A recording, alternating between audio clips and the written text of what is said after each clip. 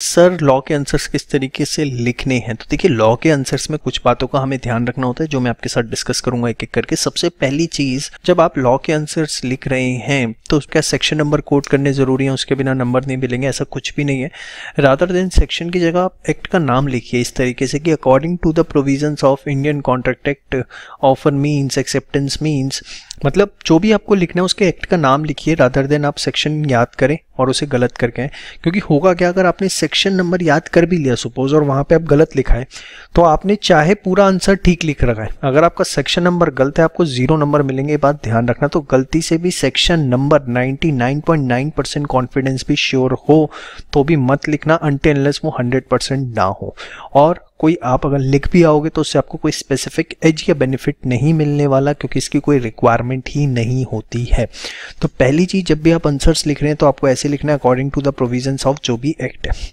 Second चीज, क्या case study याद रखनी होती है? तो देखिए, जब आपने मेरा कोर्स किया तो मैंने आपको जगह जगह बताया कौन सी केस स्टडी के नाम याद रखने और कौन सी नहीं रखने।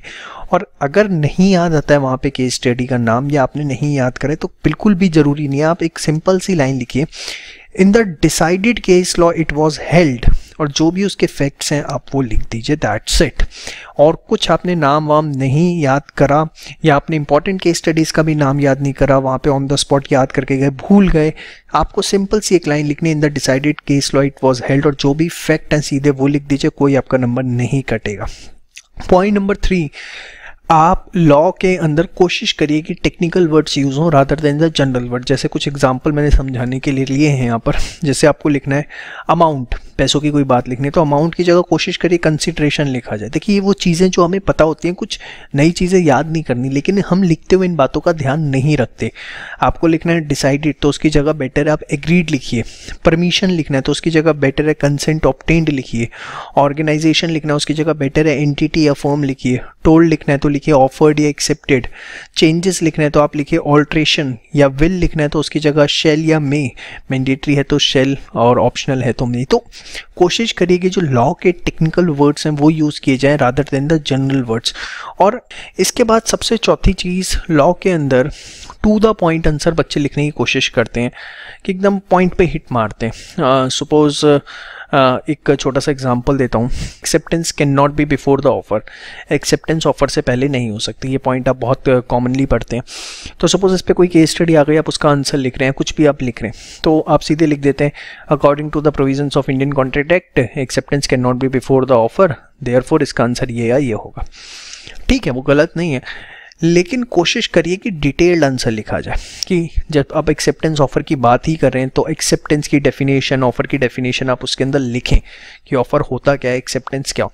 लेकिन ये बात ध्यान रखिएगा, टाइम एबिलिटी को ध्यान रखना है। Let us take an example, आपका 100 मार्क्स का पेपर है, टोटल आपके पास 180 मिनट्स हैं। तो आप एक टारगेट लेके चलिए कि जितने नंबर का क्वेश्चन है उसको 1.5 से मल्टीप्लाई कर दीजिए। Let us take an example, 6 marks का क्वेश्चन है तो आपके पास मैक्सिमम 9 मिनट्स हैं जिसमें आपको उसका आंसर लिखना है। ठीक है, और कोशिश करना है डिटेल्ड आंसर, ये नहीं कि एकदम टू द पॉइंट ही हिट मारे। ठीक है, उसके अंदर जो भी लॉ से रिलेटेड डेफिनेशंस या प्रोविजंस ऊपर नीचे यूज हो सकते हैं, दिल खोल के लिखने की कोशिश करिए, मेरा कहने का मकसद ये है। लेकिन टाइम अवेलेबिलिटी को ध्यान में रखते हुए, इतना भी मत दिल खोल देना कि पता लगे सिर्फ 100 की जगह आपका 50 का ही पेपर हुआ। थोड़ा सा एकदम टू द पॉइंट की जगह, जैसे मैंने अभी बताया ना, acceptance can not be before the offer, तो आप इसमें एक्सेप्टेंस ऑफर की डेफिनेशन लिख देंगे अगर, तो इसमें कोई आपका टाइम वेस्ट नहीं होने वाला। लेकिन ये टाइम एबिलिटी इसमें आपको ध्यान रखनी है। प्लीज़ मेरी इस बात को किसी भी तरीके से नेगेटिव सेंस में मत समझिए कि डिटेल्ड आंसर नहीं लिखेंगे तो मार्क्स नहीं मिलेंगे या लाइक दैट, ऐसा कुछ नहीं। मैं कह रहा हूँ कि सिर्फ कोशिश करिए प्रोविजंस जब आप लिखते हैं एकदम स्पेसिफिक ना लिखें, थोड़ा सा उसे प्लस माइनस उसके अंदर जो चीज़ें यूज़ हो रही हैं, बैकग्राउंड जो है वो थोड़ा सा उसे यूज़ करें, बट टाइम एबिलिटी पूरी उसमें आपको ध्यान रखनी है। और कैसे, वो मैंने आपको बताया।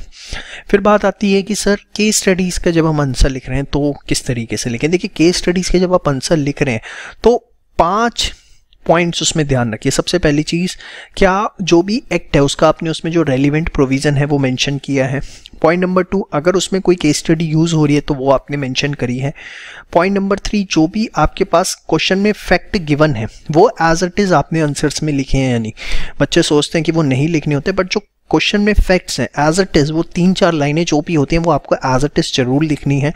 पॉइंट नंबर 4, जो भी आपके उसमें फैक्ट गिवन है और जो आपने प्रोविजन लिया, दोनों के बीच में क्या लिंकेज है जिसके बेसिस पे आप कंक्लूजन ड्रॉ करेंगे वो जरूर मेंशन कीजिए। मर्ज लॉ विद फैक्ट्स और फाइनल आपको कंक्लूड जरूर करना है। तो कोशिश करिए कि 5 एस्पेक्ट्स जो है आपके आंसर्स के अंदर दिखें, provision, case study, facts, merger of provision with the facts and the final is conclusion.